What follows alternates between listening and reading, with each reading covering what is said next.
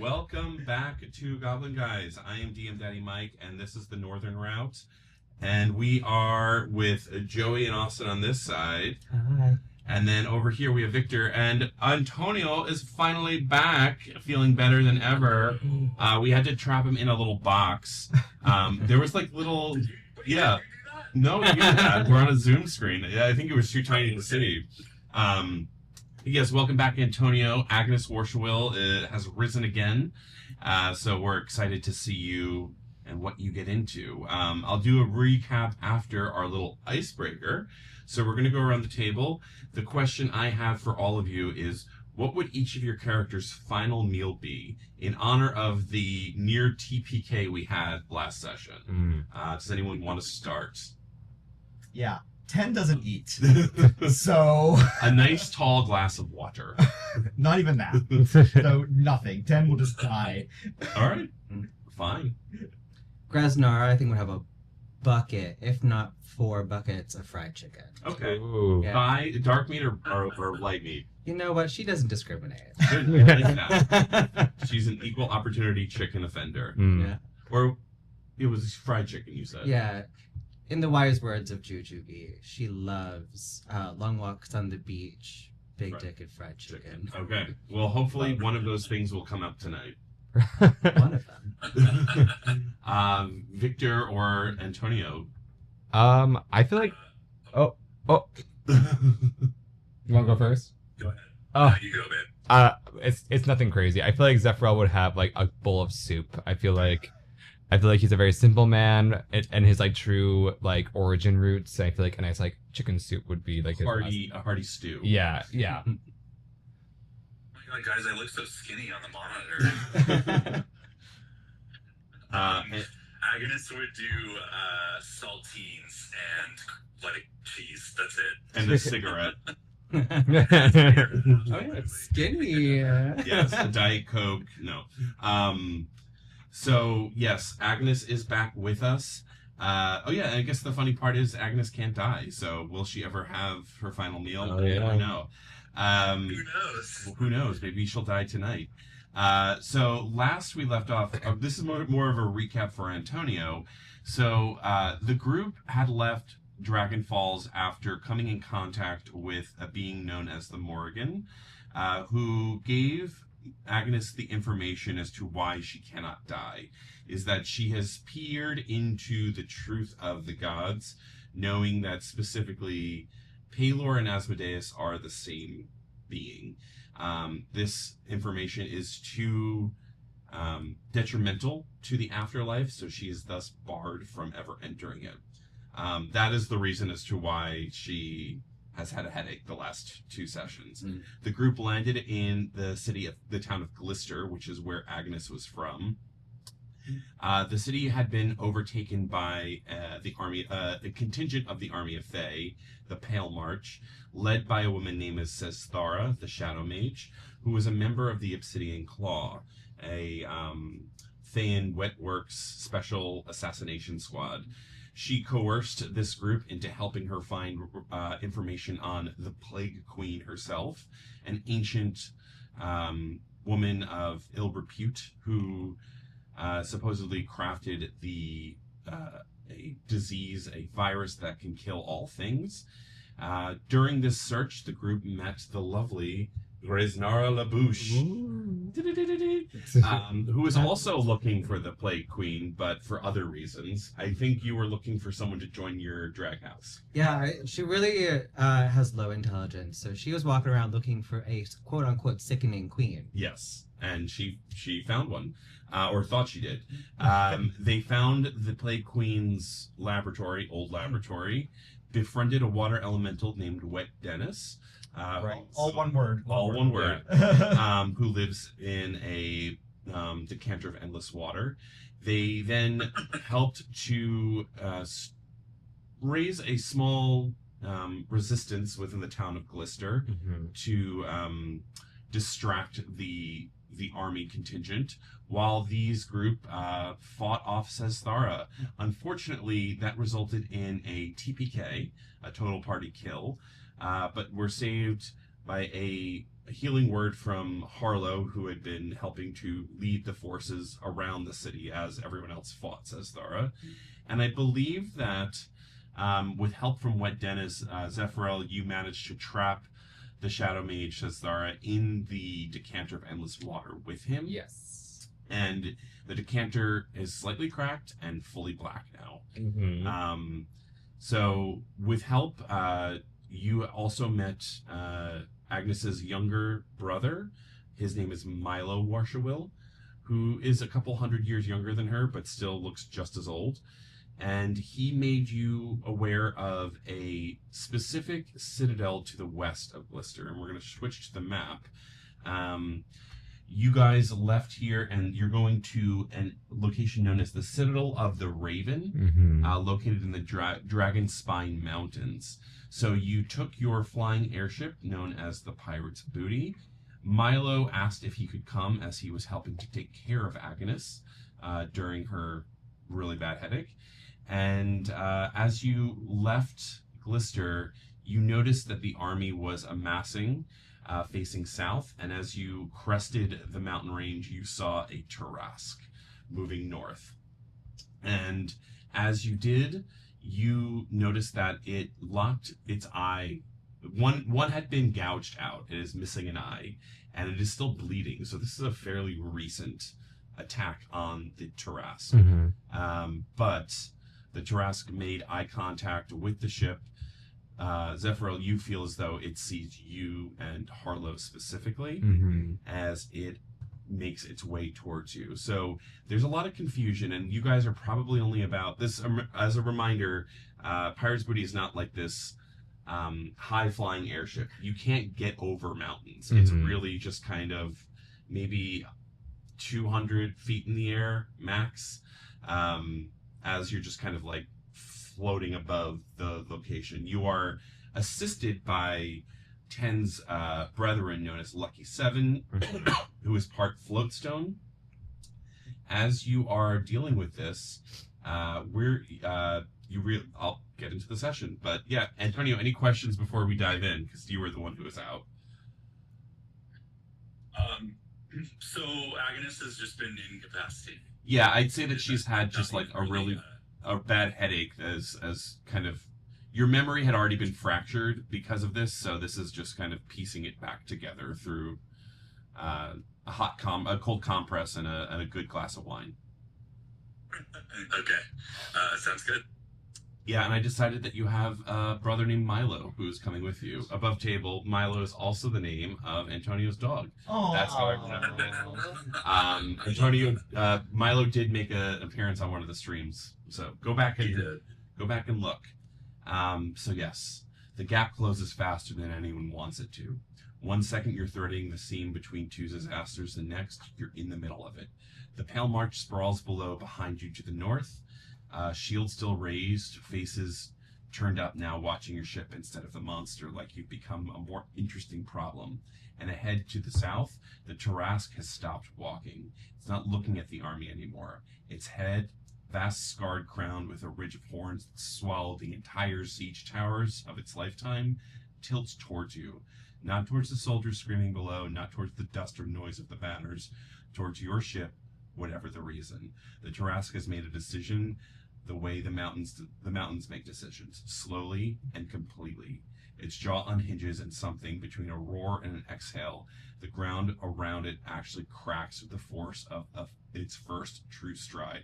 No longer walking, hunting. You are, very suddenly, the only thing in this entire valley the Tarrasque cares about. We're going to go into a skill challenge. Woo. So as it's running towards you, you're all on the ship. Rogar Coppertusk is still manning the airship, the Pirate's Booty. You, as a reminder, you also have Zephyr, your Air Genasi friend who is dating Harlow. You have Bryn Timbernose, a gnome that you had picked up that Agnes knew from Waterdeep. And you now have Milo as well. Milo, the scholar, who is Agnes's brother. So we're gonna go around. I'm gonna give you the beat, and whoever can decide, anyone can take this as a choice, and then I'll give you the skill to do it. Okay. Basically, you need to help Rogar, who's steering the ship, avoid the first tail swipe. He cannot see he's going away from it, so you need to tell him either left or right. Who's going to do this first skill check? I'll do it. All right, that's going to be a perception check. Okay. A perception check. Okay. Yeah. That's gonna be 16. Yes. So you managed to say, based on your just general Oh, understanding. sorry, 15. Yeah, you're good. The tail is going to try and, like, he turns around and he just, or she swipes to try and hit Did you just misgender the I did. Tarrasque? Well, honestly, I don't know how Tarrasques procreate. Tarrasque, she, her. She, her, they, them. Maybe they do it through budding. I don't know. Oh. But you, Zephyr, you do know that they can produce because you have seen a Tarrasque I've baby. seen a child. All right. So once someone does one skill, they cannot do another one. This is Ooh. all happening at the same time. Gotcha. There's going to be 6 choices. So we'll go or 8 choices. I'm sorry. Once we go through Everyone all, gets 2. yeah, everyone can choose 2. Let's see. So the next one is going to help move the sails to do dodge the Tarrasque's first lunge. And I think Graznara is gonna steady herself and like go to support and push wherever she needs to. All be. right. I need you to make a strength check for me, All please. right. Strength like athletics or just flat strength? Athletics. Yeah, I'll allow that. And this is a check, not a save. Correct. That is a 15. Okay. Yes, that is a success. Basically, you pull the large sail as hard as you can to make the pivot down so that the first lunge, you see the giant maw of the Tarrasque just like feet above you as it pushes you down. You're now much closer to the ground, and you are needing to find a gap between the Pale March's lines so that they don't fire arrows or throw javelins. As she catches it Yeah. and makes a successful catching the sail, and she says, "That's how you do it, House LaBouche, baby."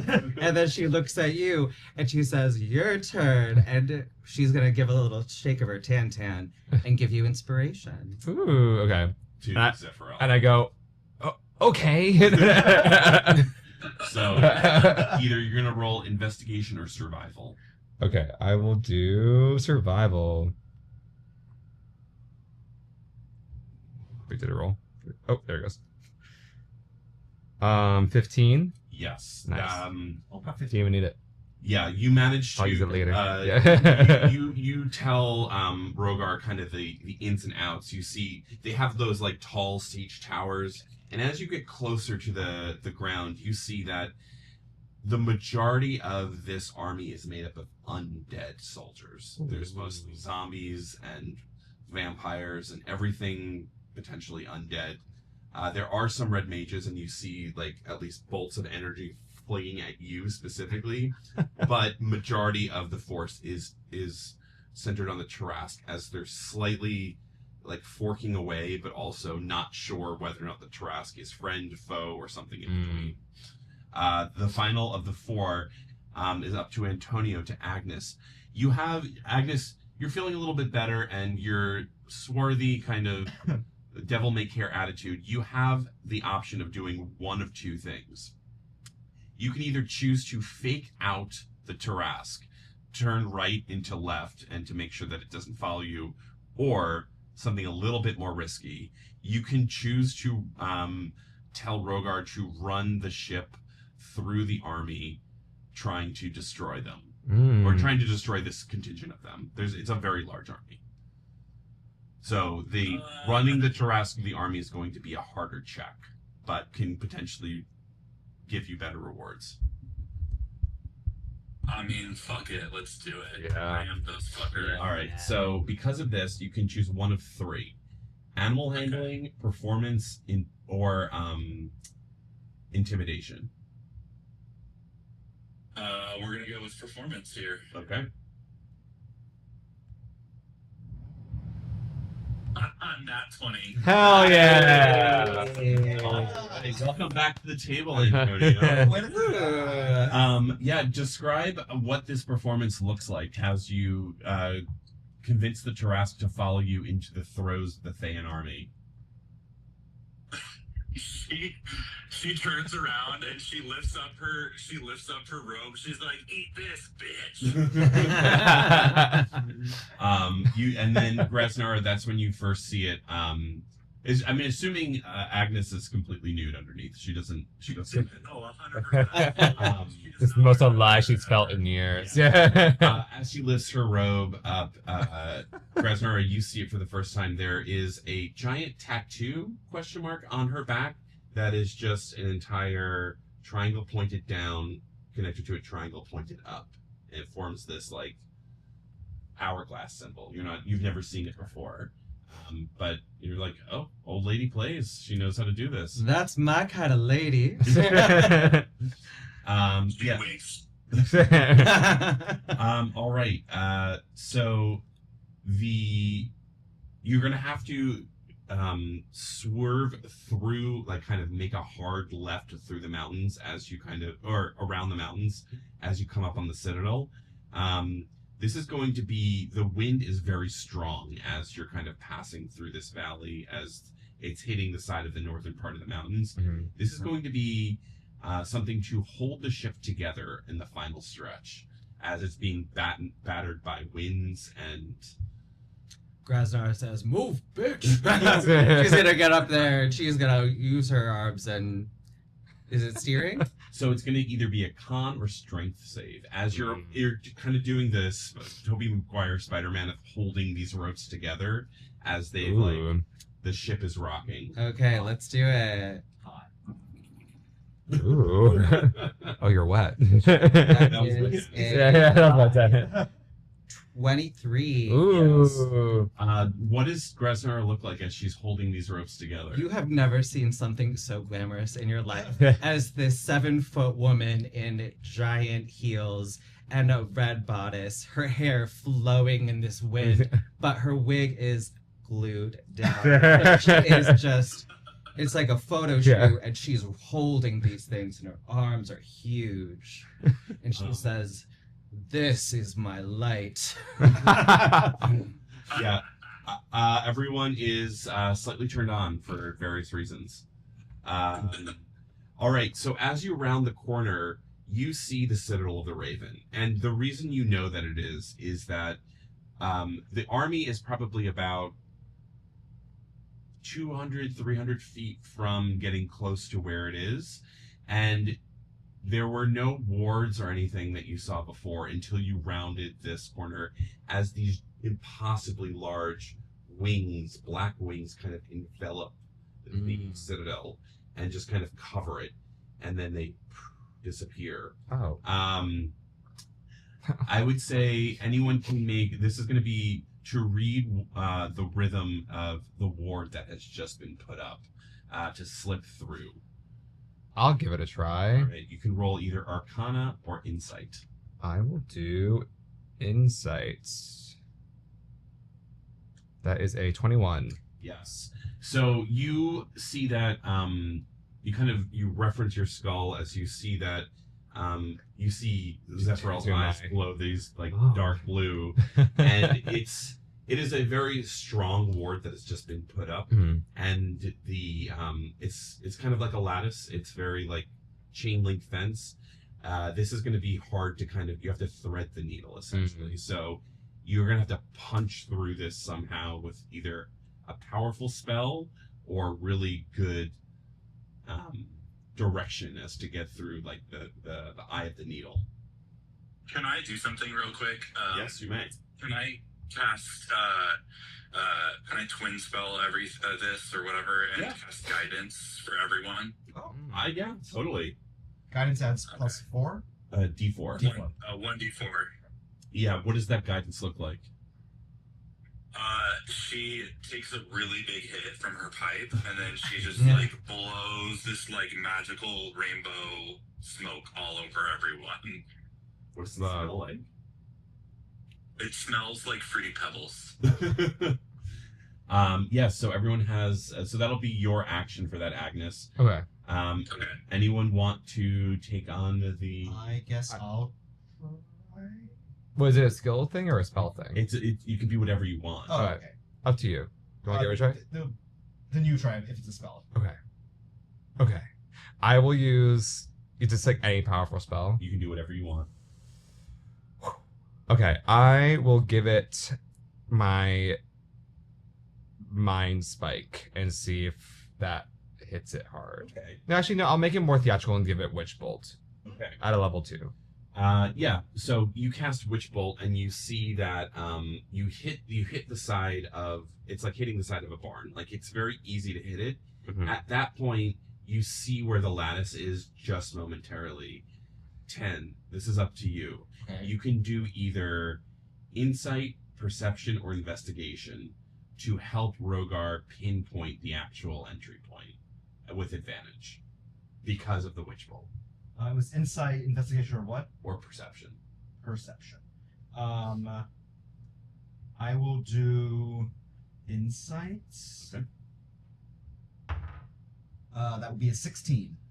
That is just what you needed. As you thread that, the ward is constantly shifting, so it's just it's kind of like there's 2 wards as they're kind of going by, and the Witch Bolt helped to see it as you just... Unfortunately, it knocks off one of the sails, and Lucky 7 has to like repower it as you go boom, boom, boom, boom. My booty. Yes, the pirate's booty has had a rough landing, but it's not crashed. I had a whole stress point system. Not a every whole time. stress. Hull, not whole. Oh. Hull. Happy Pride. If you had done enough failures, we would have lost. Pirate's We had booty. 0 Well, failures. yeah, we're Yes. very good. Good job. Nice. You guys have landed safely behind the magical wards of the Citadel of the Raven. Okay. I would say Agnes and 10 can make religion checks if you'd like. I have a -1 to religion. Okay. I mean, but I have guidance. Can I, okay, I got it here. Oh shit. 8. Hold on. Ooh, wait. That is a 7. Okay. Oh wait, -1. That's a 6. Wait, hold on. 12. 12. Okay. That's enough. Don't forget your 1d4. He did. I did. Okay.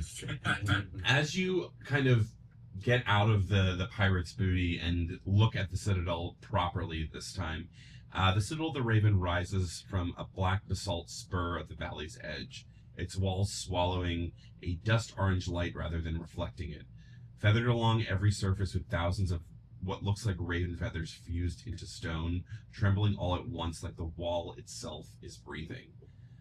There is a single needle-thin spire that pierces upwards above the rest, capped with a dark reliquary of housing something at the top, something flashing that you can't see, facing out over the valley like almost like a lighthouse, warning ships away from the idea of arriving. You're about like a half mile out. You're still in like this open courtyard area before you get to the Citadel. The air shimmers like a faint gray as you're all walking in, and the whole fortress radiates the unsettling calm of something that has already decided how this all ends and is simply waiting for the rest of you to catch up. With Agnes's role, Agnes, you know that this is most likely a citadel dedicated to a god known as the Raven Queen. Anyone can make a history or religion check again to know who that is if they'd like. I'll roll again. 7. 10. As a paladin, A 1. 19 you said? Yeah. Okay. Yeah, I'll get to you. You would know exactly who this is. I got a 1. 1. Okay. You don't even know if gods exist. I got a 3. Okay. You're all kind of in awe of this, but Agnes, this has been a god or goddess that you've been seeking for a very, very long time, but she's always eluded you. She's not the goddess of death necessarily, but more kind of like this realm's version of the Grim Reaper. The Raven Queen is She's the goddess over the action of death, the process of death, the process of moving from one existence to another. So when you die, she is the one that ushers you into your afterlife. And this is a citadel dedicated to her power. Above question table. Yeah. Would Agnes having died so many times, seen this bitch like several times? You know what? I would say make a wisdom check, because I like to know whether or not you actually remember every single what happens after you die. If it's like you peer into the afterlife or not.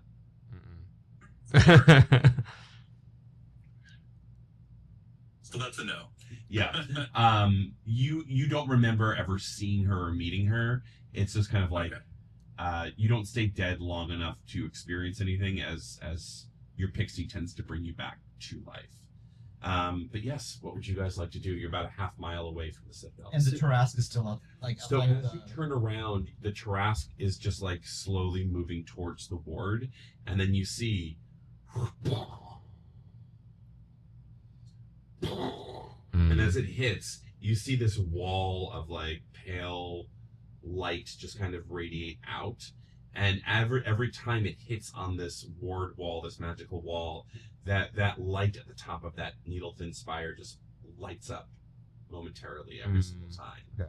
So this ward seems pretty powerful to hold back a Tarrasque. And then as you're seeing it, the armies of Fae have kind of formed like a Y shape, as they're also trying to get through the barriers. You were told by Milo that this was where Fae was headed, as it was the only thing kind of keeping the armies from marching further west. You're not sure what this ward is, but it seems to be keeping everyone at bay. You also see a small contingent of holy soldiers potentially running towards you. Oh, fun. from the Citadel? From the Citadel. They're probably about a good 20-30 minutes away. As you see them kind of like descending and kind of like preparing horses to run towards you. So Grasnora was holding the sails. Yeah. She lets her arms down. She says, "Oh, would anyone help a lady out?" She turns to 10. She says, does not know what to do. and then she just kind of like continues to like put her hand like, "Oh, I'm so exhausting. Wouldn't a big strong man just help me out?" 10 tastes like helps with the sails. It's like holds it for you. Here you go. And they say chivalry's dead. Rogar is like, Agnes looks at her and says, "You seem capable of doing it yourself, big lady." Well, you do too, little lady. Nice ass. She blushes. Aww. yeah, a new friendship could potentially arise between Or these two romance. women. Two women on a D&D table. Who would have thought? Wow. But yes, How big is she, by the way? She's- I don't think I. 7 feet tall with heels on. 6'5" without. So that in heels taller than 10. Yeah. Oh my gosh. Okay, so Agnes is tiny next to you. Yeah, she's like teeny. She's like one of is like a giant woman. just that Steven Universe meme. Yeah. Before we forget, Grasnara, as you land, you feel this spark of energy kind of erupt inside of you. Please roll from fuck your yeah. wild magic table. I just sent Joey over the Let's drag-themed see. wild magic table that I will sometimes just throw at him just for fun. Wait, I'm sorry. Did you say drag wild magic? Yes. table? Yeah. Is this a 5? 00 and a 5? That's a 5, yes. Okay. So, perfect. So with the wild magic, all of a sudden, as I'm trying to do this and fading, all of a sudden a spotlight just comes down. I'm like, oh. Yeah, it's weirdly dark from like 30 feet around in a sphere around Grasnara, and this singular spotlight out of nowhere is just focused on her. 10 is compelled to like give a cash tip. Thank you, baby. Right here. And then some smoke, so there's some haze. And with my minor illusion, you hear like a like Chicago, boom, boom, boom, boom, boom, boom. Shaking the titties. Yeah. The Rogar peeks his head over and he's like, "What are you all doing? Get ready, please."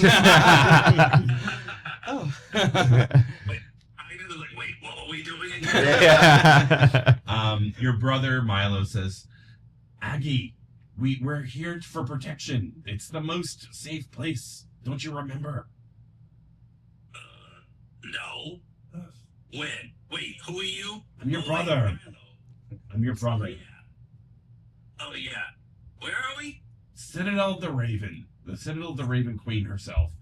You went off here for some reason about death or dying. I forget. And that was like 600 years ago.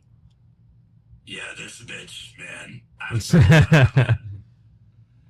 You see a human man in his early 60s, maybe. Ash gray. He's very skinny, but he seems very kind of like serene. And he jumps down from his gray horse and he says, That whole thing took 20-30 minutes. Well, no, he was as he's approaching. Okay. As he gets down, he's like, oh. His foot gets stuck in the horse. He draws his sword and he's like, "Hail, who are you?" Tim draws his sword. Hail. Grasnara pulls out the big mother tucker. Hey, boy. I blow out my skull. Hey. We mean no harm to the Raven Queen. He looks up and he's like, "Are they with you?" As he's pointing towards the Tarrasque and the armies. No. Oh, no. No. We are fleeing them. Yeah. We seek sanctuary. He puts his sword away and he says, "All right, my name is Castalion Mor Ashtung. I am the head of this citadel. Please come inside. We will send scouts for your ship." My booty? Yes, thank you. And he's like, "Oh, I didn't make mention of your rear Oh, end." sorry, no, my pirate's booty. We're standing in it. The ship is called the Pirate's Booty. Yeah. Oh, okay. And this is Lucky 7. Say hi, Lucky 7. Hello. And then There's a ragtag group of Gadru. everyone's just barking, and Rogar is like, "Actually, we don't need help," as he starts folding the ship. And you remember that it is a folding ship. I forgot. And then he has to be like, "Okay, Lucky 7," and 7 just... And he's... Grasnara, you haven't seen it, but he's basically, from the waist up, this very, like, metallic man, but from the bottom down, from the waist down, he is just a floating, like, crystal. As he's just, like, hovering there in the air. And Moore is just looking at all of you, and he's like, "Well, this is surprising. Please, come in." Yeah, so you guys can walk and talk if you'd like.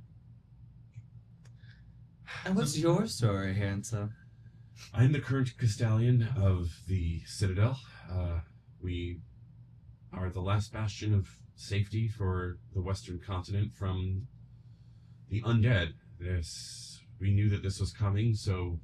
And he points up towards the tower. Like, we set up the wards, but I don't know how much longer they'll stay active. But please, as you're getting closer to the Citadel, you see it's probably about like 100 and 150 different people just kind of running around the operation of this. It is a small town, probably no bigger than Glister, but it's a contingent of people who are well versed in combat, it seems, mostly soldiers. You do sense that there are more people within the actual Citadel themselves, but people seem to be packing up and getting ready to go. Mostly civilians at this point, but a lot of the soldiers are running around kind of preparing for battle. So you're walking up this like slope to the actual Citadel. Are you preparing to fight Fae? We're preparing to get our people out. The wards will hold maybe a few days, sending people west, unfortunately, into the desert, hopefully to warn the Sword Coast, set up a safety net, if we can. Where on the Sword Coast? Anywhere that'll listen. We just have to get through the desert, hopefully. but I'll be staying by to install and ensure the wards stay active. What are you all doing here? Who are you people? How much time do you have? He looks up at the ward and he says, a day, maybe two. Our wards are old, and I don't know what we can do to increase them, but we're not going to try and find out. You're welcome to stay and fight. I wouldn't recommend it. But the Raven Queen blesses all those who accept death and kills all those who reject it. As you're walking through this gate into the Citadel, Agnes, you see two, like, it's almost like a combination of nun and warrior kind of train their spears on you as they say, she set off the wards.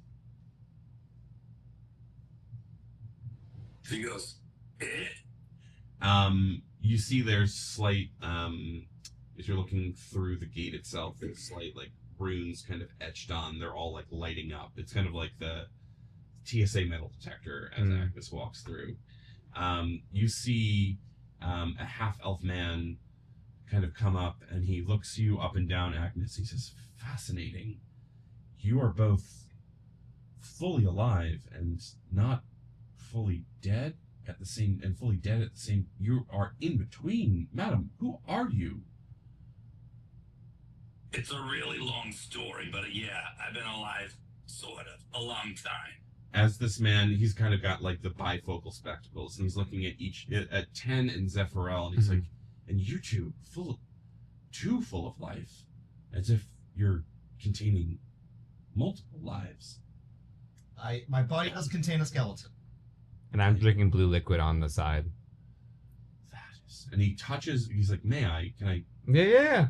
As he touches it, and his whole body just like shivers as, at the very brief moment, the spell haste just kind of goes over his body. He says, "What is this?" It is called Vivicar. Vivicar. I call it the blue liquid. Where did you get it? I found it in a chasm. And I think you're made of it. I have been led to believe it comes from the astral plane. I have an entire bag of it. Yeah. They are god-hunting pirates, from what we learned, that are filled with this type of liquid. They meaning him? Technically, In a past life. yes. A race called the Gith. That makes sense. Sorry, my mistake. I'm Commander Eldrick Thane. A bit of a researcher here on death and undeath, and what causes it. I would love to study you all if Do you want some Vivicar? I would love some, please. As he pulls out, like, he opens his coat and there's like vials, all these glass vials. As he pulls like 3 out, and he's just like, Ted just takes one and like just reopens the wound on his side. And just fills it up. If it's an interest too, in our past few days, we've learned of a type of liquid that could be a cure or a disease. I don't want to say too much, but we got some information from Glister a while ago that may be of interest to a fine researcher what like is yourself. Your passive perception?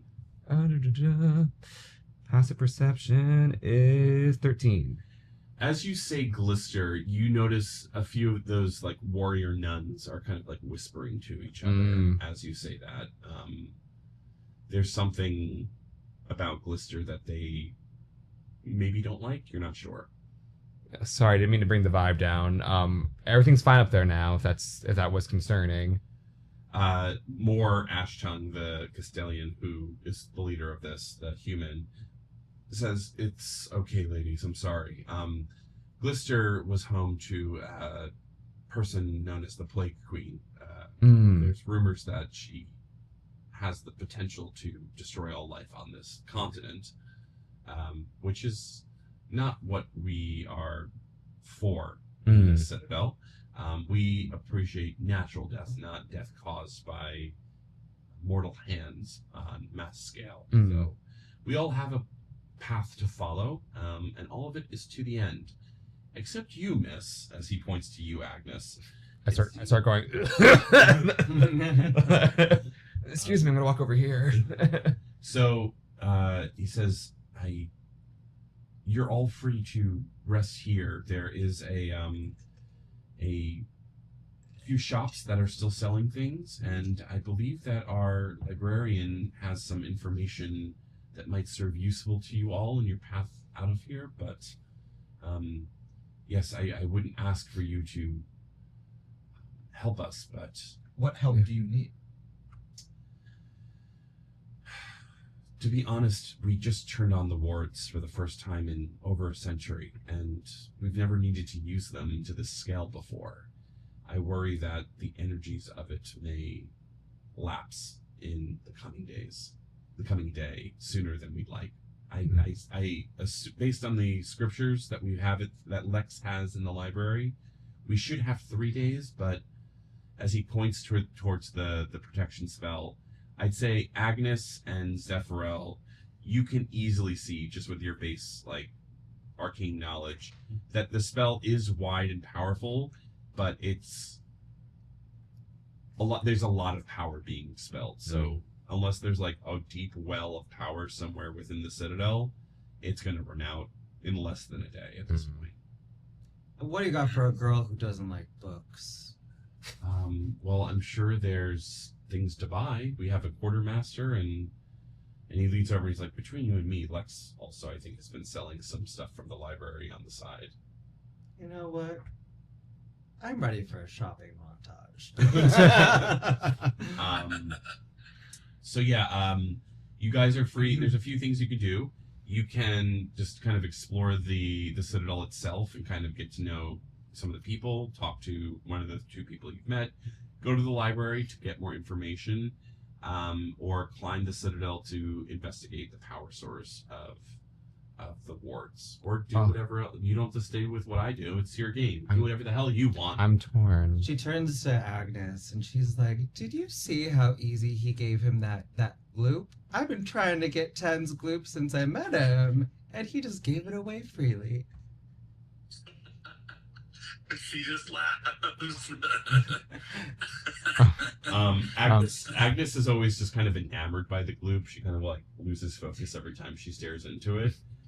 You've never really looked at it before, but in the passing, it's very thick, deep blue, and has bits of starlight in it.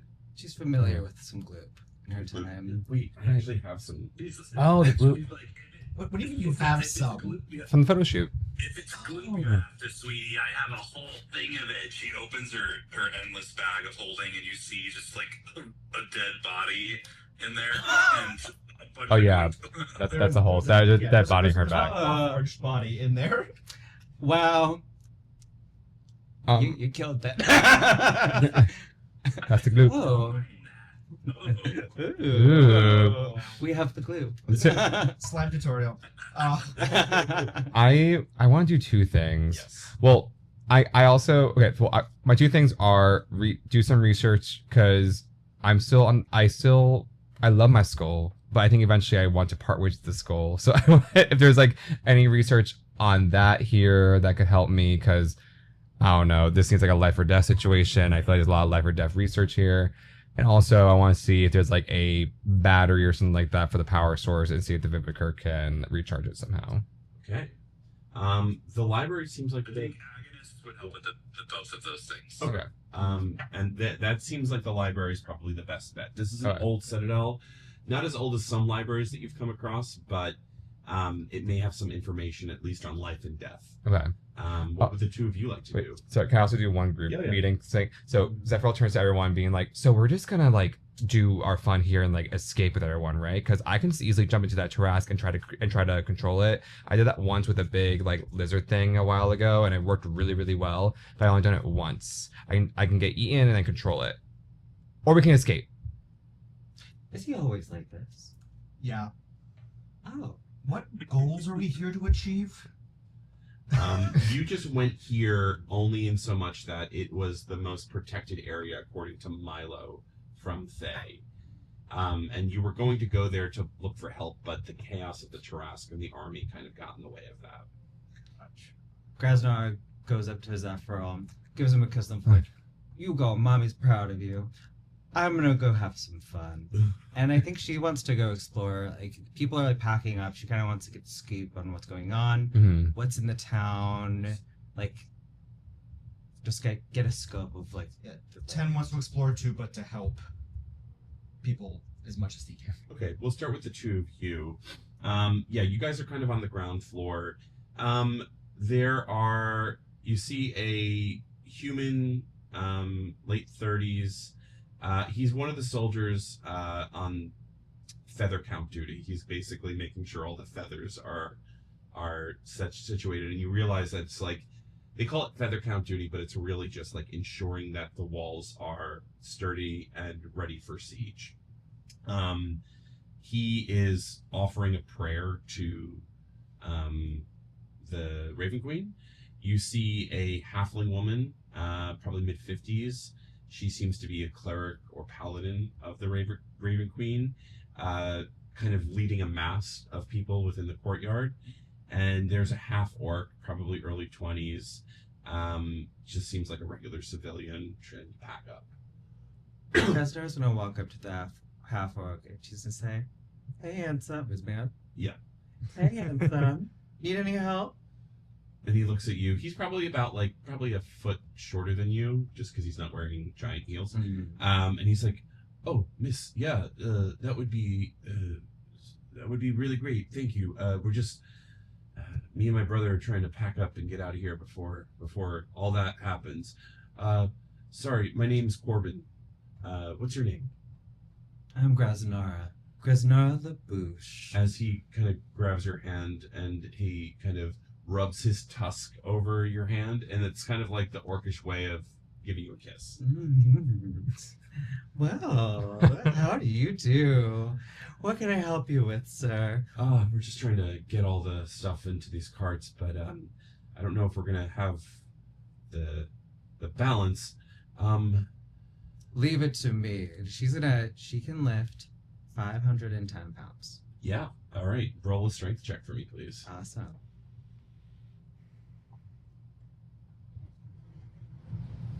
Nat 20. You Ooh. guys, you're not 20s.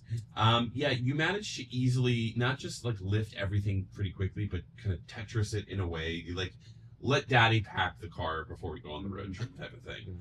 And Corbin is like, "Thank you. I wish I had more." And he hands over 20 gold as a thank you. But he says, "Look, between you and me, I think this ward is going to fail sooner rather than later. I've been looking for an energy source for a while now, and I worry that this place isn't as strong as they think. But I think if you need any help, you can probably ask Sister Vance over there," as he points to that halfling. She's pretty generous if you need help getting out of here. There's a few caravans leaving today. I think there's a couple things you can help me with. What's that? What are some things going on in town? Are there other ways out than the desert? Well, there's rumors that there's a secret path through the mountains that'll lead south to Dagger Falls, but I don't know if those rumors are true. I haven't seen it myself, but it's a possibility. Those are old. If that is true, those are catacombs that have been long since abandoned. You really don't know what good rumors are, do you, here? I want something saucier. Oh, well, rumors are that Lex the librarian is sleeping with Aldrich Thane. Now that's what I'm talking about. 10!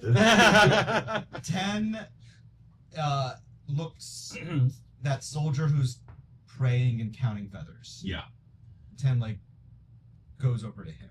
As you get close, he kind of straightens up and he says, "Oh, sorry, I didn't see you there." Human, late 30s, kind of sandy blonde hair.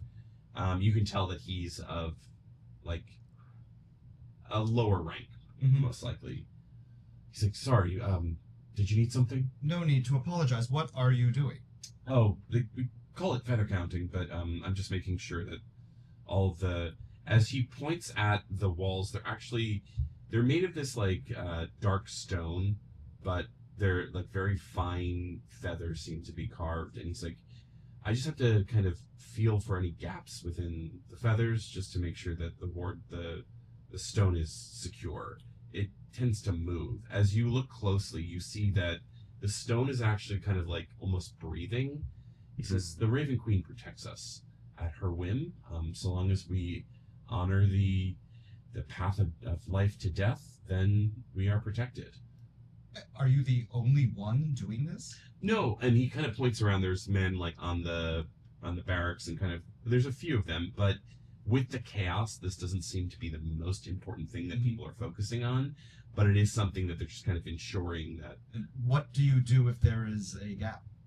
And he pulls out kind of like a wax tablet, and he's just kind of like I do this, and he just kind of takes the wax like a piece of wax off, and he pushes it to his chest, and he prays a bit, and you can tell that there's some like paladin nature in this, and the wax turns into like almost a ball of feathers and wax together, and he just kind of smears it on there. It's like our faith keeps it together. I mean, we're all praying to her to the best of our abilities, but between you and me, my faith is wavering. I don't trust that Faye won't turn me into some sort of walking mindless husk without my passing on. I don't know. Maybe I'll suffer forever. And you could tell he's like he's like, the Tarrasque. Send me the Tarrasque. I'll be eaten, I'll be crushed. She'll take me away. I don't mind, but I do not want to be an undead. Why? It's their teachings. Undeath is a terrible fate, is blasphemous in front of our Lady, the Raven Queen. 10 hasn't, like, this is deeply not religious, so is there anything I can do to assist you? Well, a little faith goes a long way. It doesn't necessarily need to be within a particular god, but if you have any faith to part with, I'd greatly make use of it. I think I do not follow a particular god, but I have faith in my fellow beings and their freedom, and I find that gives me strength. What you are doing is protecting your fellow acolytes here and civilians, so you should focus on that. You're right. It's a small job, but it's a good job, and I'm proud to be a part of this. But between you and me, I worry that that Castellan Moore is just not up for the challenge. I think Commander Aldrich should be the one leading us. Is there a schism between them?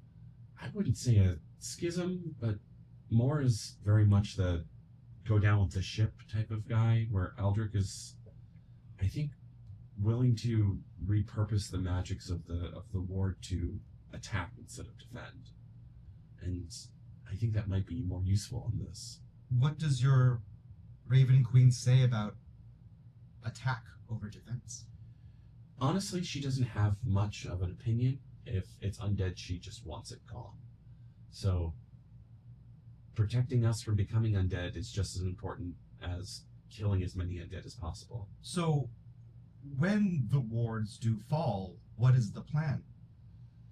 Right now, run. Moore is going to maybe collapse the Citadel as a last form of defense. That's why we're trying to get as many people out of here as possible. But that won't stop Faye. Guess we're just trying to have a little faith that it will. As he just kind of breathes this really deep sigh, as you can tell that he's conflicted. It's like he has a job to do. It seems like a really unimportant job, and you've given him some help, this faith. in himself and in what he's doing, but it still feels heavy and a little pointless, regardless.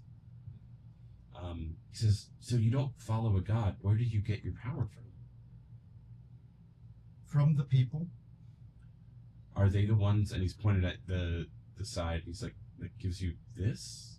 Are you blue inside there?" In a way. Okay. I've never met a blue person before. Actually, I take that back. Vex is kind of blue. Lex is kind of blue. What I am is a bit complicated. And that, I think, has given me a different perspective on this plane of existence. And I give him a very abbreviated version of my story. And he's like, "That's really fascinating, honestly. Sorry, I didn't introduce. My name is Pel Othram. I'm from Whitehorn to the north, so I haven't really been far from my home for most of my life. You're from the stars, you say?" From what I'm told. But I can only recall being in Baldur's Gate. Fascinating. But this Viviker, which is in me, is from the astral plane. And I take a little bit and like hold it up for him. You see his gaze just kind of lingers on it, and he's just kind of getting lost in it. He's like, "Whoa, that was a trip." Aldrich said something about the astral plane before. I think he might be thinking a way out of here through that as well, but he doesn't have enough power, he said. Then perhaps I can assist him. He's in the tower, most likely. And then we'll cut to Zephyriel and Agnes, as I'm assuming you're climbing the tower? Yeah. The Citadel Tower. It's a long spiral staircase, as Aldrich is kind of showing you the way, and he's going on and on about, like, arcane wards and kind of boring magic stuff that kind of flies over both of your heads. And he's like, "Yes, so I've been here for about 30 years, and I've been studying with Lex for a good part of that. She's pretty good. You can meet her downstairs if you want. I think she said she was from somewhere to the west, a Neverwinter. But yes, yeah, we'll get to the top. And as you kind of get to there, I'd say both of you make a Constitution saving throw to see Oh if no. you get a point of exhaustion climbing these stairs. Don't get exhaustion. It's so bad. Oh no. A 9. Agnes? Okay, is my heroic inspiration from? Yes, you may. Is that a D4? Joey? Yeah. I have 6. 6. It's D6. Okay. Yeah. Boop. Roll. 13. Okay, you're good. Yay. Agnes. What'd you roll for Constitution? 6? 6. Unfortunately, you are exhausted. If you have lesser restoration, you can get rid of it. I do not. All right. Aldrich he's like, "Yeah, those steps are pretty brutal." As you get to the top of the tower, you see that it is just like pointed up, and there's like a crystal in there that is slightly rotating, and it's pulsing this like light blue energy as you see that it is the main source. As he points down, he says, "So as you can see, this kind of fuels most of the operations here for the wards, but we had some mixture of whale blubber and lapis lazuli that kind of mixed together as like a basic energy source, but I think it went bad, maybe. Ambergris is hard to come by these days, but here's the spire of the Citadel." And he's like, "That's a scary Tarrasque." Mm-hmm. Ambergris? It's like whale fat, whale blubber. Okay. It's like really all the candles are made out of it. But we don't really like to hunt whales anymore. Mostly Fair. because it's too expensive. Yeah. She looks at him. She's like, "You're powering a ward with whale fat?" It's the best we can do in short notice.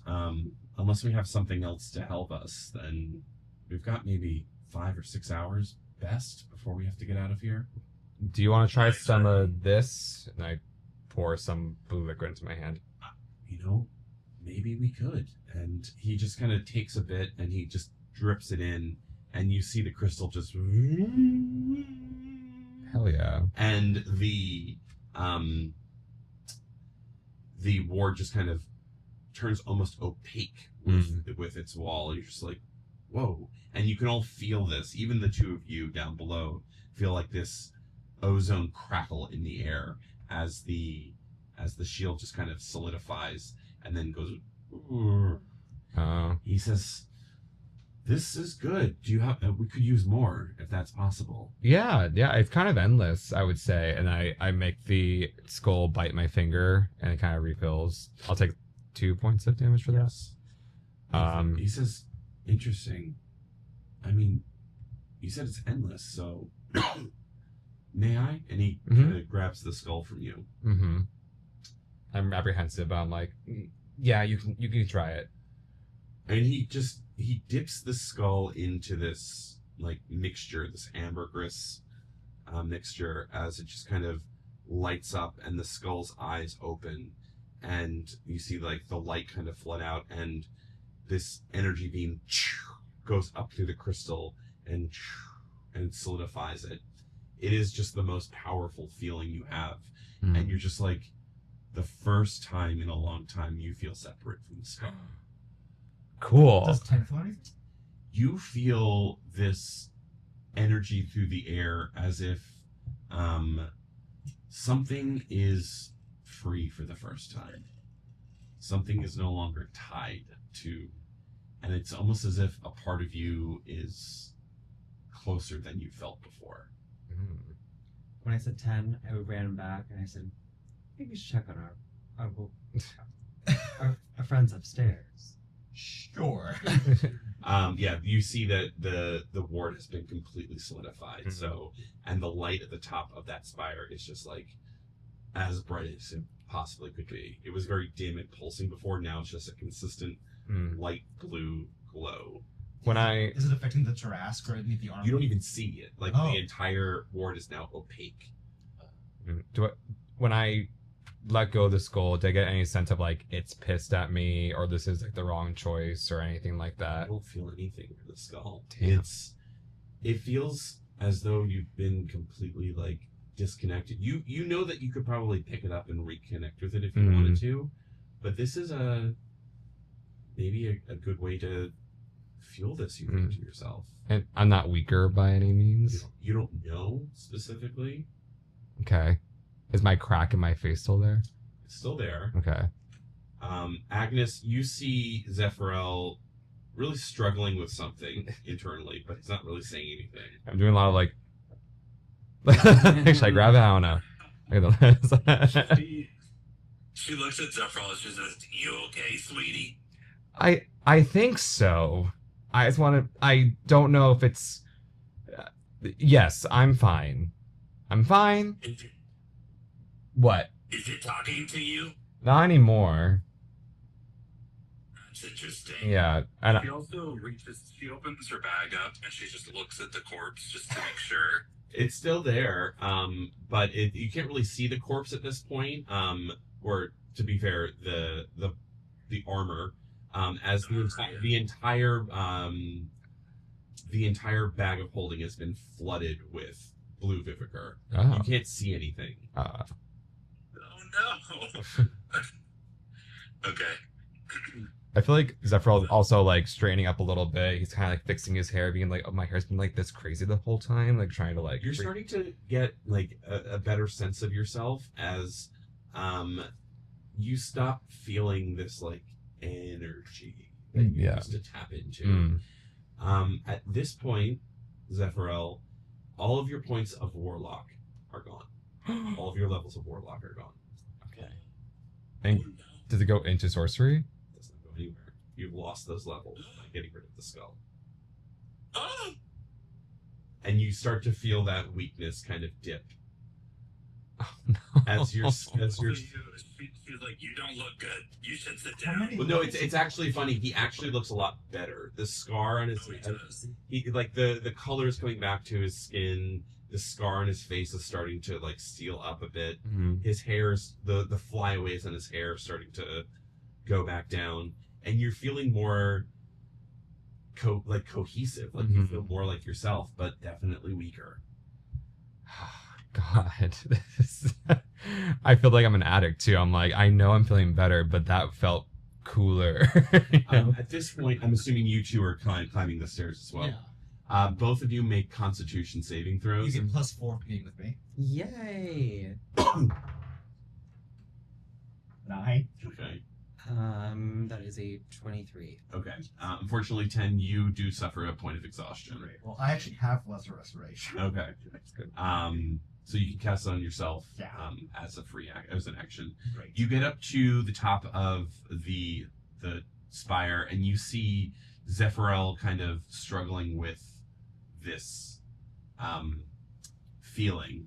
As you round the corner 10, you see the skull rise up from the pool, dripping in blood, dripping in ambergris, as this like gooey figure forms from the ambergris and the vivicar, as you hear the gurgling, "Give me back my body," as it just kind of comes out as this like goopy skeleton head. I cast divine. I draw my sword and do divine smite on it immediately. All right. We are going to go to a quick break. We'll be right back. Oh Ooh. my god.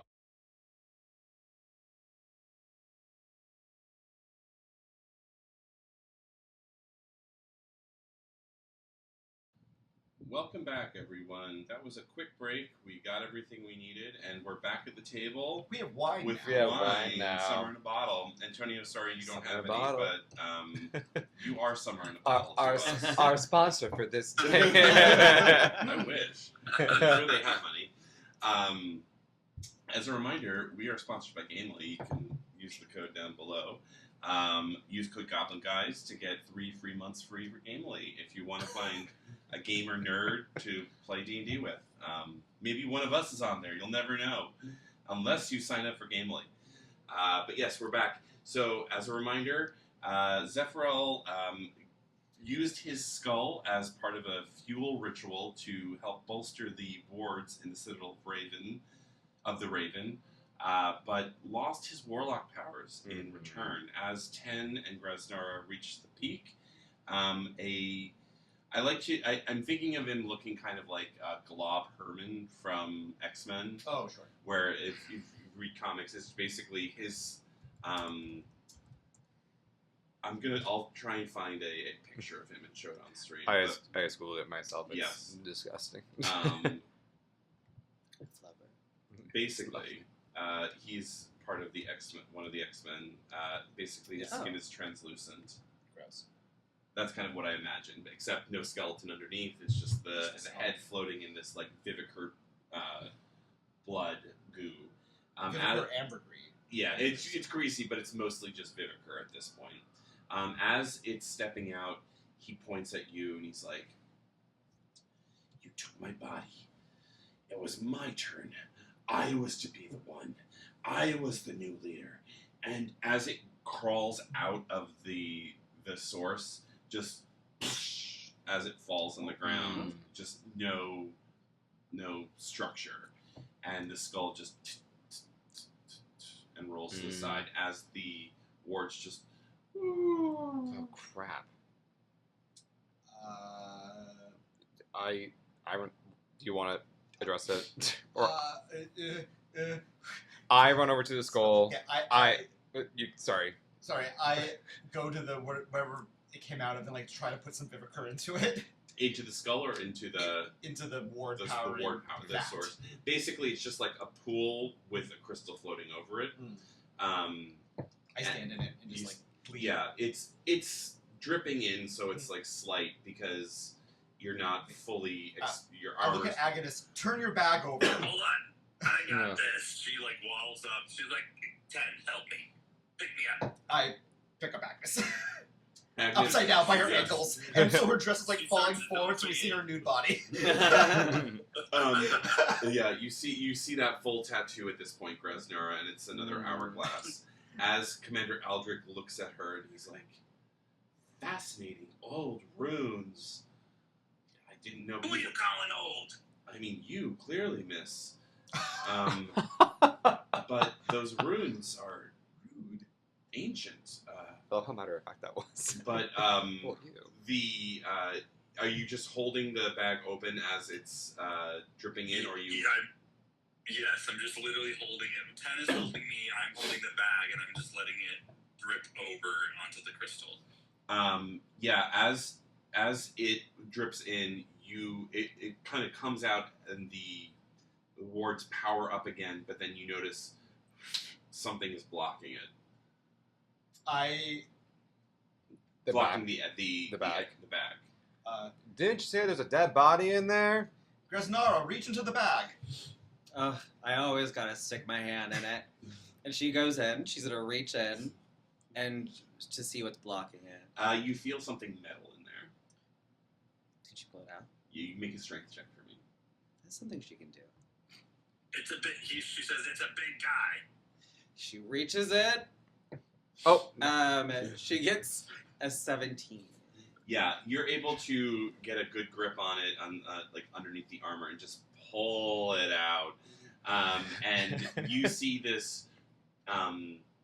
It's like the weirdest like baby birthing video from like a farm, like a baby goat. Zev is like all proper in the back, going, "Oh, gross."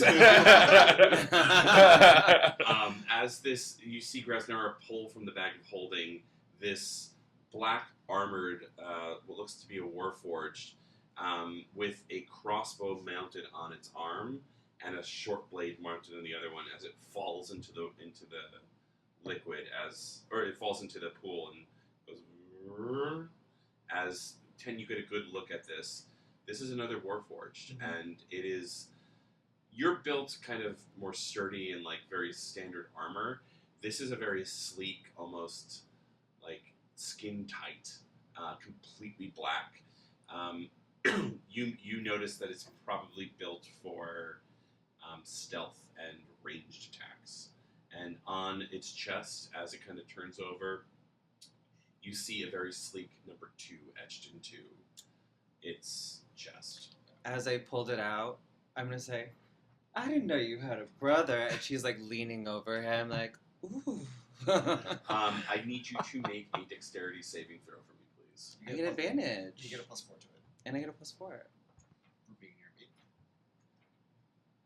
So that is either a dirty 20 or a dirty 20. Okay, so you're going to take half of this damage. So 6 piercing damage as a hidden blade just kind of gets thrown at you. Ooh. You get a nice cut on the side of your cheek as this warforged climbs up and is looking around, trained its crossbow on all of you, but it's still like on shaky legs. 10 puts Agnes down and draws his sword. Where am I? What's going on? Well, that was very nice. You're alive? I can't die with my organ intact. Where are you? Who are you? Who are you all? As you see, like, the head has been damaged and there's still, like, a massive hole punched through its chest. And through that chest, you see, like, part of this, like, dark blue organ just pumping constantly. And you see, like, the Vivicar dripping out of it. Oh.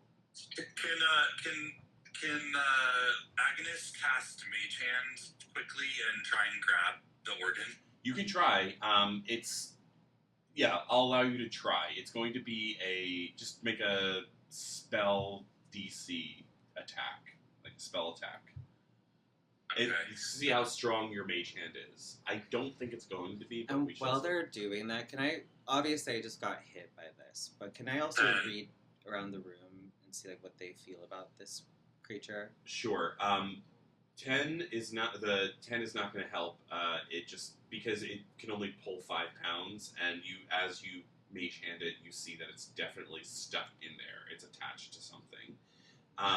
Make an insight check to see around the room, Rasnara, and then does anyone else want to do anything? I walked over to the skull, Mhm. and I go, "Hey, two, do you know who this is?" And I point at the skull. Brethren, one took his head. This is one. That's the new one. New one. But I thought he was a great old one. He is a great old one. Well, do you want him? It does not belong to you. No, I'm 10. Fascinating. Agnes is gonna quickly go over to My you bad. and grab your shirt or your skirt and be like, "He's not friendly, not good." And then she's gonna be like, "That's all I needed to hear," and she's gonna be pissed that she got stabbed. Yeah. 10 just put an arm out. You are 2.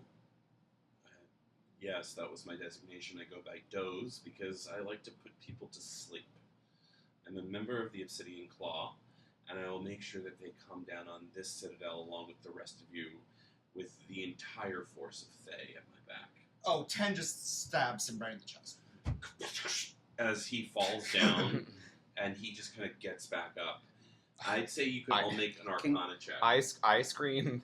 Can Gresnara But try to grapple his I organ? scream. Let's do that. I scream, "Push him out of the pool." The crystal is keeping him alive. 10 grabs him by the throat and Yeah. As he kind of comes down. You notice that this is kind of like a feedback loop with the Vivicar. Is that the Vivicar goes in and just kind of is like this. I guess you can all make intelligence checks Okay. to see if you understand how this works. That's not gonna go well. I did an Arcana. Did that count? Yeah, I'll allow. Oh, I And- got a and nat tell- 20. Oh, I get a ooh. minus 1. Does that do anything? Nat 20 is an automatic success. Okay. Krasnara has an amazing flash. I'm just like, no. How does the barbarian understand how this works? Give me a sec. The drag queen part. There was a traveling circus, and there was a man who invented a perpetual motion machine, and you loved it, but one of your sisters used it for something else that was automatic, and she needed a break after a while, and so you remember how that worked. It was just like Takes me back. Oh, Yeah. it keeps going. yeah. And you just tell us all of this in detail. Yeah. Yeah. You just turn it off. Yeah. And 10 goes, very well, I will turn it off. And I reach into Doze's body and pull the organ out. The organ comes out pretty like it takes a minute, and it's equal parts like weird like alien organ, but also still pumping like a heart. And you see as it's pumping, the Vivicar is dripping from your hand, and you see it pooling and just kind of traveling back to his body. Can Grasnara now, because she's still pissed off, push your hand away and try to rip him apart? You can do that. It's make a strength check for me, please. Strength flat? Yep. Okay. Oh my god. I got a nat 20. Oh my god! Proof! The pink this fun- session, Uh, you all have Well, it. the first one I started my first roll as a nat 20. I was like, yay! Too many nat 20s, but I it got- is Pride Month. You Yeah. all deserve nat The 20s. only nat 20 I've gotten this campaign is when I made a bandana for 0.5. That still is important. Very important. You're able. It takes the better part of like 20 minutes if you want to do it, like pulling apart like his different parts of his body, and you notice as you're doing it, there's a full skeleton in this body, as like you're breaking the arms off, and you leave it, and then you see that the Vivicar within those are starting to reform. Like it's gonna take a long time, but like it's the Vivicor's like pulling it together. There's no skin, there's no organs, there's no anything except for that blue thing that you found. But the rest of it is like that gelatinous blue liquid inside that's trying to reform. She's gonna toss one of the arms. The one that had like the knife thing. She tossed it out the window. Okay. And so I'm still holding the organ. Yeah. And it's still pumping. It's still pumping. Can I crush it? You can try. Can I try? Is Yeah. there Vivicar coming out of it? There's Vivicar just oozing out of it at this point. Can I like be doing this over the bag of holding? Yeah. You crush it, and it's very easy. Like with your latent strength, it just. And then as you let go, it's still like a deflated balloon, still like slightly pumping as it's like turning back. Maybe I would say, have you picked up your skull yet? not yet. But I was gonna say maybe we use that organ as the source of life for the crystal, and we put his head in her bag and call it a day and leave. Keep it all separate. Can we? Yeah. Can we like put this in is there a container? No, I think we need it for the crystal. Oh, wait. The organ. Is the organ? No, yeah, but no. What's the container for this organ? It's a crystal. There's a crystal hovering above like a small like shallow pool, Okay. and they use like all that like basic like street magic to kind of like form some sort of like basic energy source, but it was like a couple days old. Gotcha. Yeah. Well, can Wait. Are we thinking about putting it in the crystal? Yeah. The sane Zephyrel's suggestion is put the organ in the pool to continuously power the crystal, unless 10 you want to use it for your no. familial reasons. Oh no! Fuck my family. Okay. I am on the same Well, wavelength. What if it like starts to grow a body just like the skull again? Yeah, that's what I'm concerned about. Are the wards down now? The wards are where's the ward? Nothing's in the pool right now, right? Yeah. The wards are still working, but it's like not as We strong. poured a bunch of Vivicar, so will it last? How much longer will it last? What you've noticed is that unless there is an object or like a part of a creature that is consistently pumping the Vivicar in, it only gives it like a small boost of energy before it starts to like run out. Do we get a sense that like this organ is linked to Doze's body? I would say you can make a medicine or arcana check, but Zeminel, you know that there's like something that you're missing. Zephyrel. Sorry. There's too many Xenians. You did most of them to yourself. Zephyrel, you know that there's something like a memory that you can't fully remember. It's like it's like waking from a dream. Okay. But you know the skull remembers something. Yeah. Okay. I look at the skull. I look at everyone and I go, I hope you all know this is me, and I want to get back to this, but for wherever we're going, wherever we're heading, I'm going to touch this again, and I hope that's okay. Ezra goes, yeah. It's your body, your choice. Do it. Okay. I go, You do you, babe. I go, thank you all, thank you. And then I kneel down and I go, all right, and I grab it. And you see kind of like this flood of blue light just kind of exude off of this skull and just go back into Zephyrel's body, and his eyes just glow blue, and the crack just kind of starts opening again. And you go back to this memory that the skull has of being a young gift boy on some weird world, you're not sure, and you see these flying ships, and you're just like, I know flying ships, but these are just like flying very high into the stars. And you see this young boy just kind of like doing this salute with a few others as he goes into this chamber, and his body is just pulled apart. And this blue organ is placed into his body. As you look outside, there is this giant, like, young god eater. There's more than one. They hunt these things. They're like space whalers almost. And this organ comes from the god eater. itself. Mm. It is perpetual. It is chaos. It is possibility. It is anything that you can imagine all at once. And you know that once tied to this body, it will always be part of this body. Mm. But also the God Eater at the same time. Okay. The God Eater is existing in all of these things. It's not these children, these warriors are borrowing the power of the God Eater Mm-hmm. to exist, and it's not that they're reforming; they're like supposed to go back to it. Okay. So it's almost like they're stealing an essence of chaos to serve themselves. Okay. To hunt more God Eaters. It's an honor, Mm-hmm. and you see that there's like smaller warriors kind of donning this armor, and there's just like a line of notable warriors, and you can read it. It's in this weird language that you don't know how you know, but it's like the 9. Mm. And you see 9 Warforged up there. Okay. Do I see 2? See 2? You Okay. see Fortune, the one that you killed in Baldur's Gate. Mm-hmm. Oh no, you didn't kill that one. You killed that one. Yeah. Sorry, I'm getting it all mixed up.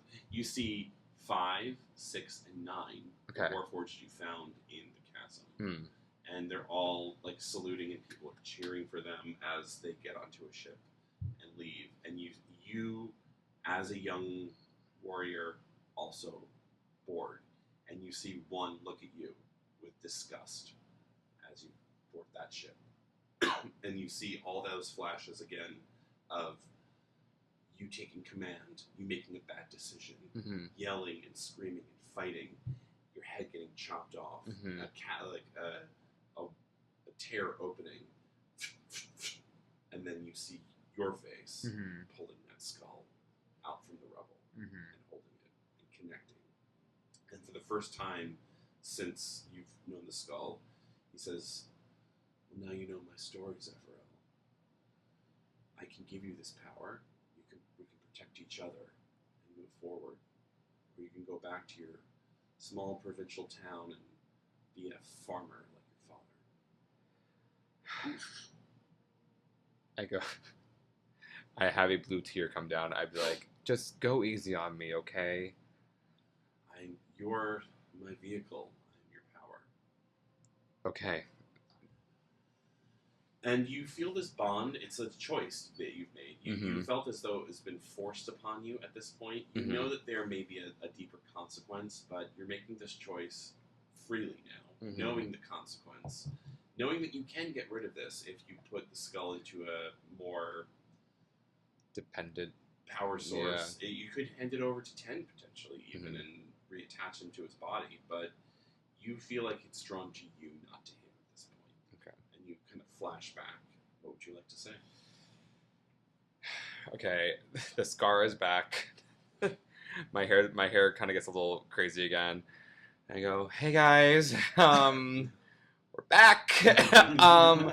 So the gooey thing is like, it's borrowed. So I think we're fine to leave it, because the armor will find it again. But I think if it's dependent on a different source, it's gonna be like fine.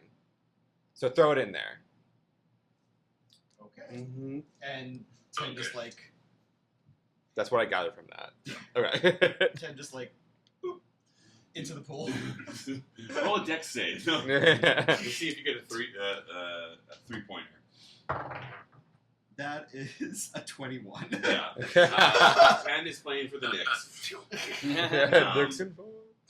And you manage it powers it, and that massive jolt of power kind of comes up, and it is just the ozone in the air is thick and electric, and you don't know how much longer, maybe years, this ward will hold. Right. But And Yeah. Doze's body's where is Doze's body? so it's been torn apart, but Gresnara is still pulling it apart like a lobster. Yeah. But one of the arms has been thrown out the window, and what are you doing with the body, Gresnara?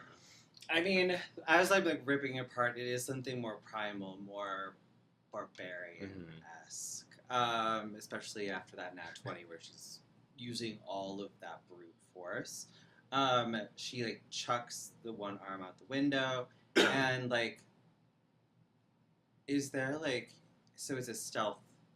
He's like the stealth one. Yeah, he's like a stealth ranged fighter. Is it like it's Warforged? Is it technically armor? Technically, yes. Can the other gauntlet? Can I like put it on? Oh yeah, totally. She's gonna stick her hand in it. Ooh. Yes, it's just we're gonna have to update Gresnar's key art now because she's got like a giant black fisting glove on which arm, right or left? Yeah, so she normally wears these like red leather gloves, and she's gonna keep that one on, but she's like did get naturally, covered in yeah. that goop. She's gonna put it on her right one, the one that she holds the big mother tucker, and she says, "You fucking bitch." Crazy yeah. Zeph goes, slay. It is slay. It is very slay. Yes, you feel this like you're not sure what this is, but the glove has this latent energy behind it, and you're not sure if it's the Vivicar or if it's the armor or something, but you're gonna have to spend some time kind of investigating what this is. When you put this on, however, you feel this. Please roll on your wild magic table. Ooh. A little bit of chaos in your life. As you all are, What's his face is still there, right? yes, Aldrich is just like fascinated, and you actually notice there is a drow woman who also has come upstairs, and she's like, "What is going on up here?" And as she walks up, I levitate a foot off of the ground for a minute as I'm shoving on this fisting glove. Aldrich looks to behind him and he's like, "Lex, oh my gosh, I'm so sorry. Everyone, this is our librarian Lex." Oh, you two are fucking. They both look at you and they're like, "What?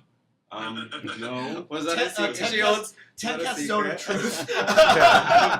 Aldrich is like, "Yes, she's the best woman I've ever had sex with." And then Lex says, "He's all right."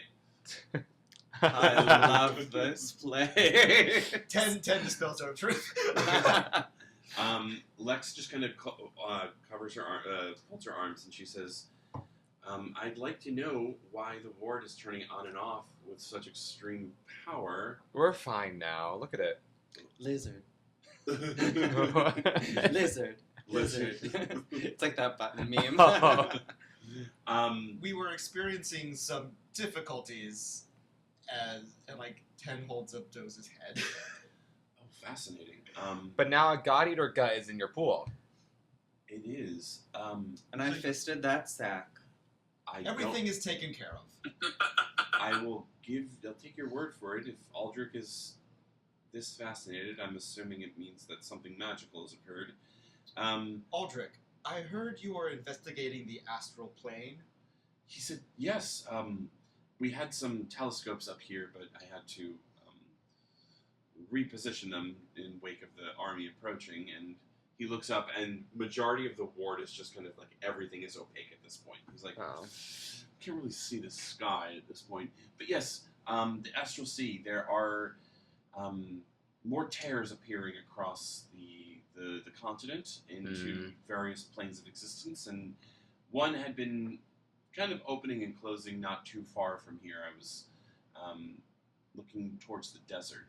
There seemed to have been an opening towards the west, but I don't think I can see it at this point. Do you have any idea of where it was going?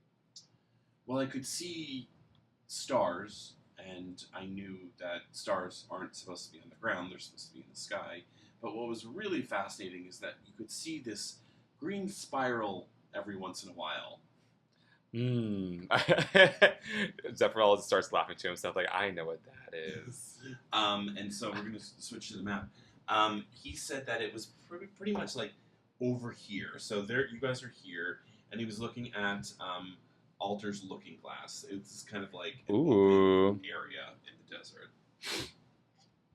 I say we go. And I'm like instead of like holding the skull to my side, now I'm kind of petting it. And like we're more comfortable with each other now.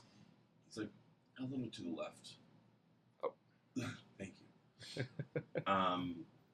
Yes. It is concerning. I heard rumors to the south that there are some Eladrin trying to close some of these portals. So I was hoping that they wouldn't target this one specifically, but there's been a lot of movement towards the City of Shade, which is quite interesting. The city's been long dead for many centuries.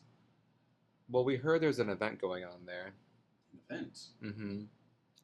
And I'm always called to the City Yeah. of Shade. Well, Some say I'm the mayor, well, you weren't invited yet. but I will be. You will be my +1. Oh my god.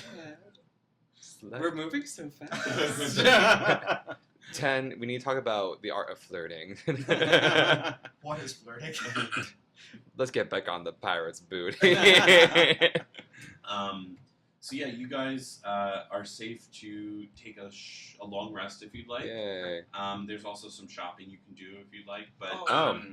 Yeah, Wait, can Agnes she go wants to shopping? take the yeah. Agnes wants to take the head, and she wants to just put it in her bag. Up to. Doze's head. Yeah, Doze's head. 10 like looks at it for a moment and like feels something that's like close to sort of sadness, Mm. and then just hands it to you. Is there a skull in the head, or is it just... There is a skull in the head. Okay. Oh, 10 like bangs it out. And it looks very similar to the one that you're carrying. It's a Mm. little bit skinnier and smaller, but it looks to be the same race Mm. as. 10 hands the skull to Agnes. Can I just like go like that for a second? Like, can I like put my finger on top of it?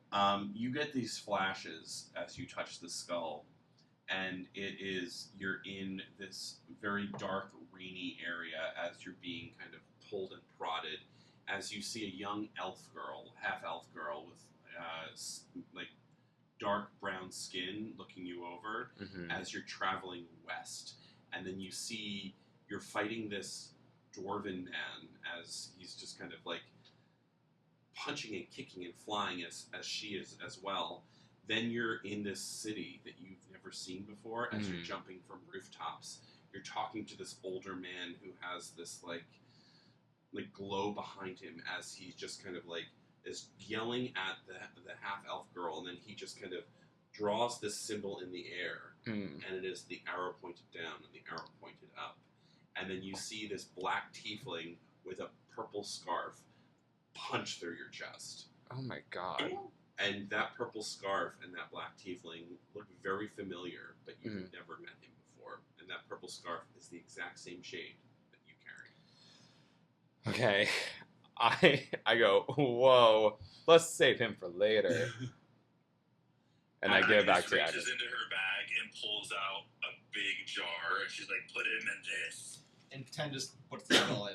The jar. The 10 holds onto the helmet. Yeah, the helmet is kind of black and sleek, and it's kind of more aerodynamic. It's got like those fins. But yeah, you do get the sense that if you touch any sort of Warforged skeleton, you can gather some information about who they are and where they come from. Okay. This may be related to your overall heritage as an Isamar. Okay. I'm not sure. I want to experiment with the two skulls at some point too. So I tell Agnes that. I'm like, let's like play around with this a little later. She says, "Sure, sweetie, I'll hold on to it for safekeeping." Good. Thank you, ma'am. I just got anything else in your bag there for a lady? Or is just I couldn't hear it, sorry. do you have anything else in your bag for a lady, or you just got goop?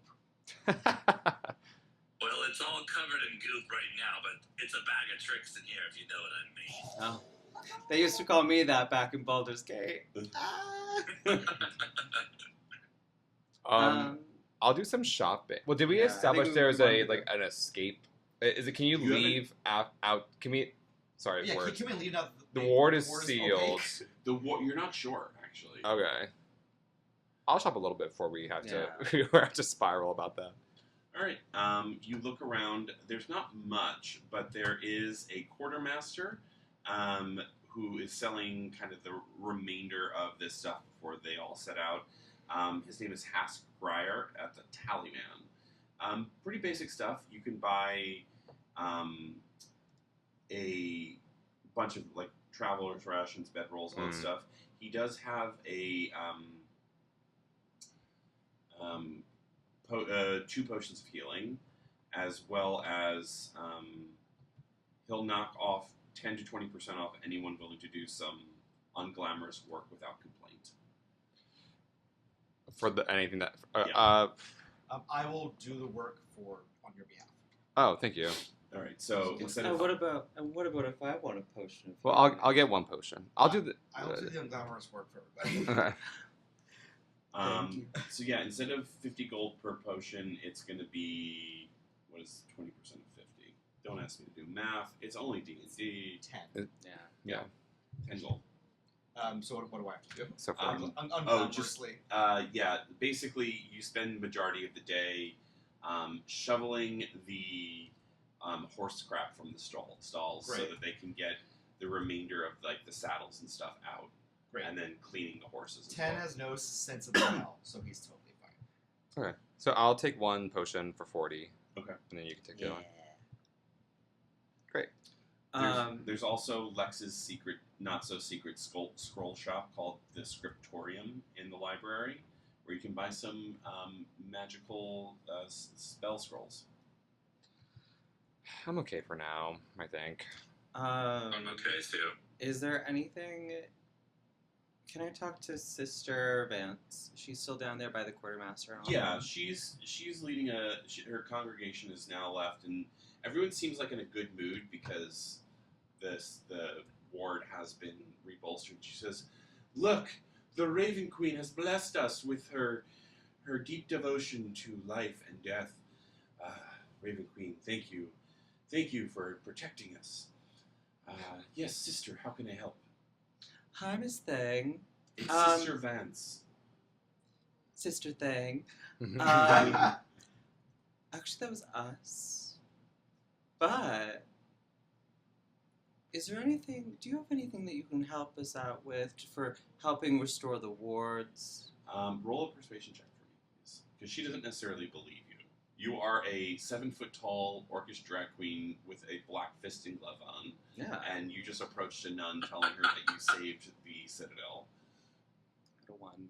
Oh, You know what? You've had so many nat 20s. Yeah, you deserve you're I that know. one. That's called balance. She says, "Blasphemer! How dare you besmirch then- her name?" As she has that thing, she pulls out the big Mother Tucker, slams on the ground. I said, do you have anything that can help? Roll an intimidation check with advantage. And you can use your strength modifier for intimidation instead. I'm sorry, I missed this. What is Mother Tucker? Oh, it's the name of her giant axe. Yeah, it's a giant great axe with it's gold and has ruby in it. And that was a 12. She says, "Look, there's enough violence occurring behind the wards, but I have some come." And she comes, she You have some cum? That's not what I said. She says, "Here," and she opens up a small satchel, and there's 3 potions in there. There's one in a golden bottle. There's one. It looks to be that like there's nothing in there, but as you move it around, there's like a almost invisible silver liquid in there that's kind of moving, kind of like Alex Mack. Mhm. You ever watch Alex Mack? The Yeah, of Secret course. World of Alex Mack, or is that? Are you too young for that? I'm too young for that. I don't know that one. Go watch. I This. know it. You I know know it. I know I'm it too. I'm a 90s kid. Yes. I'm No, a that Gen was Z. Elder millennial over here.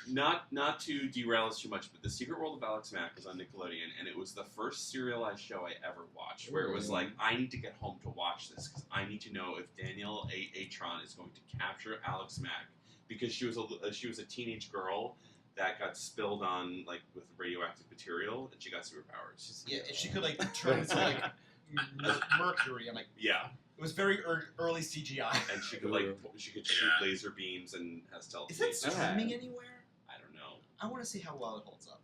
Probably not well. Probably not well. Yeah. So and then like a silvery liquid, and then there's those are the 2 potions, and then there's a lightning bolt shaped javelin. Listen, Sister Vance, I didn't mean to be rude earlier. How much would you like for some of these things?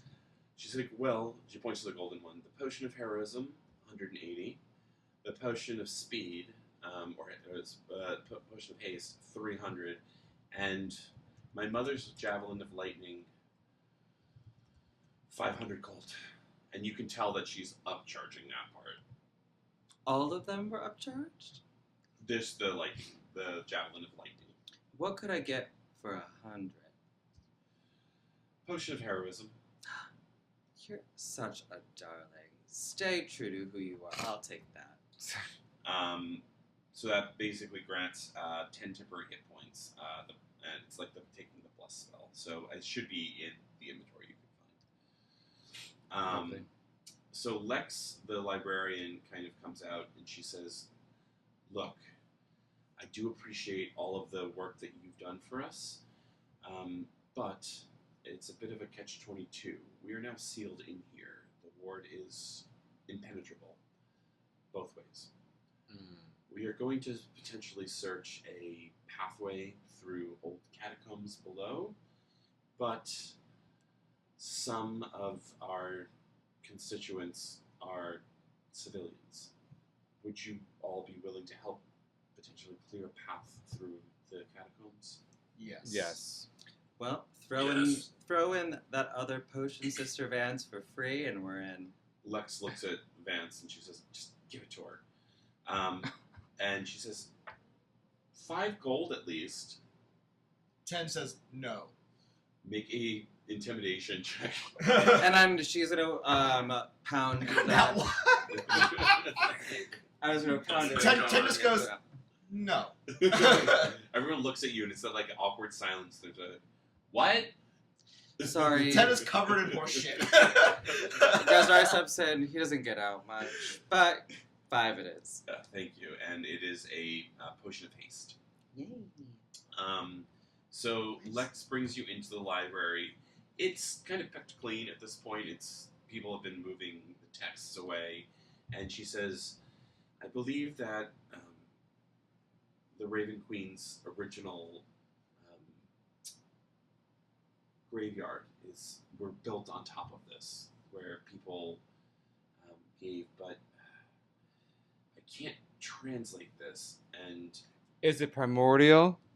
you can see it." Give it to me. And you notice that it is the Whistle of Dusk, it states. It says the Whistle of Dusk. Boom. Agnes, make a history check.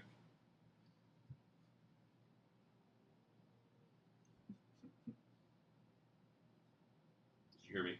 Yeah, Yeah, sorry, it's a little slow. 22. The minute he says the Whistle of Dusk, your mind instantly goes to your old friend, Gloriana Duskwhistle. Oh. She you remember her family came from a long line of undertakers. They were the first Oh, undertakers. shit. We were looking for it in the mansion, right? You thought so, yeah. Wait, what is this? Is it just a sign that says this? Or It says, as Zephyral reads it, it says, the Dusk Whistle will lead you to the Matron of Ravens. I relay that. And It there's... says, I know a dusk whistle. But this is the Whistle of Dusk. Is it the same thing? The way that it's translated is like, it could be that in a way. You're not 100% sure. Okay. But as you look closer, you see that there are musical notes. I think we need a performer. And You I mean turn. like this, and I pull out my pan flute. But I also turn to. Lex. But well, no. What's his fucking name? Harlow? Harlow. Oh my Yeah, god. what's Harlow been Yeah, up where's to? Harlow? Harlow and They've been fucking. they've been fucking. Yeah. Harlow and Zephyr have been just like, hold up. Yeah. All the Well, I could do it, she says. And could she read the notes? Does it look like music? Roll a performance check for me, please. Can I give the help action by using Channel Divinity to do a sacred weapon so there's like a shining light? Yeah, I'd allow that. You got Giving you another a spotlight? 10. Okay, let's do it. Now, can you actually whistle? I have a. Oh, can I Can you, Joey? like that? Yeah. Heck yeah. Give us your best performance above table of a whistler. Oh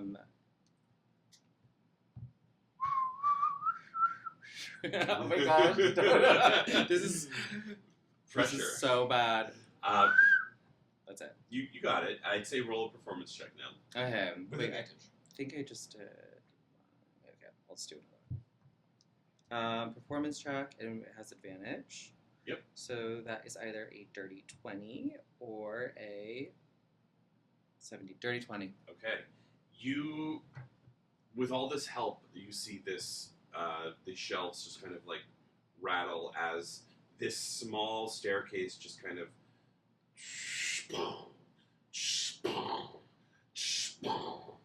as it's like these stone steps start appearing going down, and Lex looks down and she says, I think we found it. But as at that point you see this giant skeletal arm just reach out from beneath the catacombs. God. And that's where we're going to end it. Ooh. Oh, Love it. Scary. tricky. I go, yes. With my skull. So yes, thank you everyone. Next, we're going to play the southern route. They also just left a library, coincidentally enough, but they are climbing a mountain. But I think a Zamir, played by Dez, just so happened to run into his long-lost brother, Malik.